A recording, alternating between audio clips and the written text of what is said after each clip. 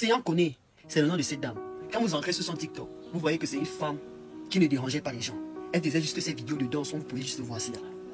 Son départ est vraiment tragique et douloureux. Non seulement pour ses amis, aussi pour sa famille, encore plus même pour ses parents. Le monsieur qui a commis cet acte, oui, parce qu'il faut rappeler que c'est son gars, qui lui a... Lui vivait carrément sa vie, sa best life, jusqu'à vouloir voyager après avoir commis cet acte. Il y a des voisins qui sentaient déjà l'odeur. Oui, parce que le monsieur, après avoir a décidé de prendre les petits morceaux, mettre ça dans un sac. C'est quand les voisins ouvrent la porte, ils constatent alors que dans la chambre, il y a un sac. Et dans ce sac, il y a le corps de la jeune fille. On ne sait pas jusqu'à présent ce que le monsieur voulait faire avec le corps ou bien les morceaux du corps de cette jeune fille. Mais si on réfléchit bien, il y a trafic derrière. Et si on réfléchit encore très bien, il y a une grande organisation en Côte d'Ivoire qui fait dans le trafic d'organes. Une jeune fille qui avait plein de vie. Regardez vous-même, une jeune fille, âgée de 23 ans, 22 ans. C'est parce qu'elle t'aime que toi tu décides de faire ça. Non, aimer même là, c'est maintenant mauvais. Aimer là, c'est maintenant mauvais. Fais confiance à quelqu'un, fais confiance à sa conjointe, c'est maintenant mauvais. Donc maintenant là, quand on veut dormir avec sa partenaire ou bien sa conjointe, on doit fermer un œil, ouvrir l'autre œil. Pourquoi le monde est comme ça? Qu'est-ce qui se passe même? Et le monsieur, après avoir fini avec la fille, fini avec l'enfant de Gruy, voulait s'enfuir de la Côte d'Ivoire pour partir en Occident. Comme quoi son père est ministre, mais si ton père est président de la République ou bien chef d'un royaume, chef de tous les quartiers, la justice reste la justice et s'applique à tout le monde. À tout le monde. Et d'ici quelques jours, vous allez voir les membres de sa famille venir justifier cet acte. Que non, il était que non, il a gros but. C'est nous qui l'avons envoyé à l'époire. Il n'est pas conscient. Un vieillard comme ça, il n'est pas conscient. Qu'est-ce que vous allez dire ici là? Vous allez donner quelle raison ici là? Ne donnez aucune raison. Imaginez un peu la douleur de ses parents. Imaginez un peu la douleur de ses amis. Et certaines personnes vont venir justifier ça en commentaire. Que oui, qu'est-ce que la femme a d'abord fait? Même si la femme a fait quelque chose de grave, ça ne donne pas le droit à quelqu'un de donner la vie à son prochain. Jamais, moi je ne suis pas d'accord. Il faut désormais, sur certaines... Alors, selon les dernières informations, cette fille s'est retrouvée à Assini avec son petit copain et finalement, ils se sont retrouvés dans une résidence aux Deux Plateaux où il y a eu le drame. Mais cela n'est pas le plus important. Le plus important est le message suivant. Alors, nous appelons ici les autorités à prendre en compte, à trouver une mesure contre les gens qui louent des résidences en Afrique, mais plus particulièrement en Côte d'Ivoire. Vous voyez, en Côte d'Ivoire aujourd'hui, on loue des résidences à des mineurs, ce qui est déjà grave. Mais pire, on loue des résidences à quelqu'un qu'on n'a même pas sa pièce d'identité. Ça veut dire quoi? Quand quelqu'un vient prendre une résidence, tu lui demandes sa pièce d'identité ou un passeport. Ça veut dire avec la fille qu'il est venu.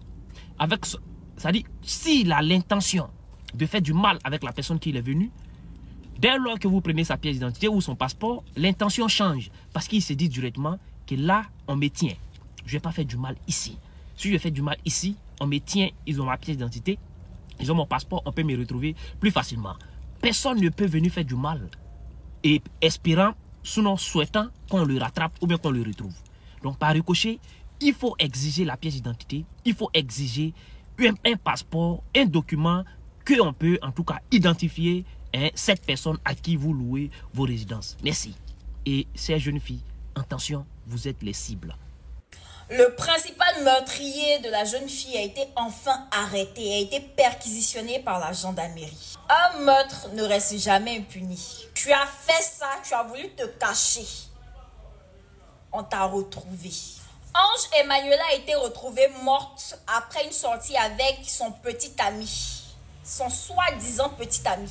Il a caché le corps, il a découpé la fille en 1000 morceaux, puis il a caché son corps sous le lit. Croyant qu'il allait s'en tirer comme ça, l'homme devient méchant de jour en jour. Faisons très attention. Ah, lui là c'est mon petit ami. Lui là c'est mon ami. Et lui là c'est mon chéri. Oh. Et celle-là c'est ma soeur. Faisons très attention. Voici une leçon. Vraiment nos sincères condoléances à la famille éplorée. Alors, ensemble, nous avons regardé la vidéo et regardé comment cette jeune fille a perdu sa vie, je peux dire gratuitement. Mais on dit parfois, on ne connaît pas le jour, ni l'heure, ni qui va nous ôter la vie.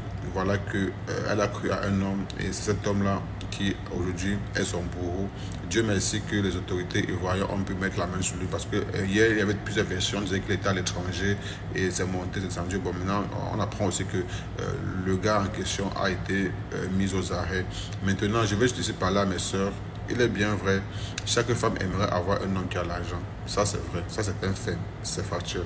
Mais maintenant, quand toi-même, femme là, tu vois un jeune homme de 20 ans, 23 ans, 24 ans, il te brandit des grosses sommes d'argent. Quand toi-même tu te mets et tu dis que mon gars a l'argent là, tu dis que ton gars a l'argent, qu'il a pris l'argent là-haut.